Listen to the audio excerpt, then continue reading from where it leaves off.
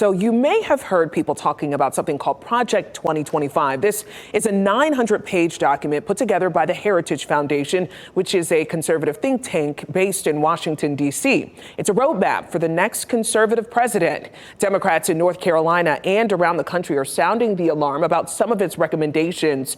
WRAL Capitol Bureau Chief Laura Leslie is joining us live from downtown Raleigh with what some worry this could mean for the country. Laura.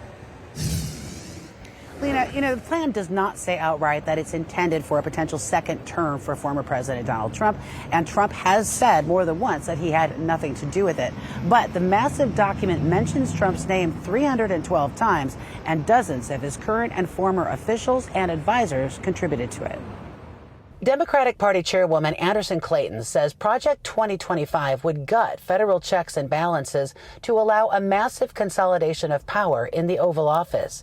It proposes remaking federal government by purging career employees and replacing them with loyal political appointees. They are trying to make a king, a dictator out of the next person that ends up becoming president. Project 2025 also proposes revoking federal approval for mifepristone, which would effectively ban medication abortion nationwide, and eliminating the Department of Education. It also recommends using the biblical definition of marriage.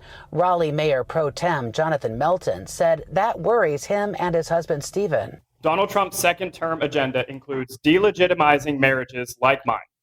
Trump and his MAGA allies will push to define marriages that are not between a man and a woman as unstable, inferior, and unnatural. The former president has tried to distance himself recently from Project 2025.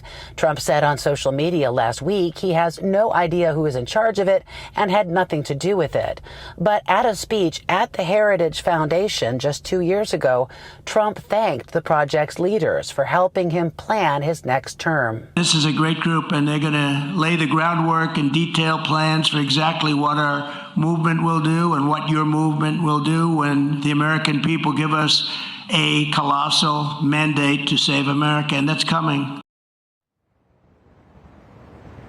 This is not the first time the Heritage Foundation has issued recommendations to a potential or incoming president. They also did it in 1981 when Ronald Reagan was elected. The Heritage Foundation says more than 60% of the recommendations it made to him did eventually become policy in the Reagan administration. Laura Leslie, WRAL News, live in Raleigh.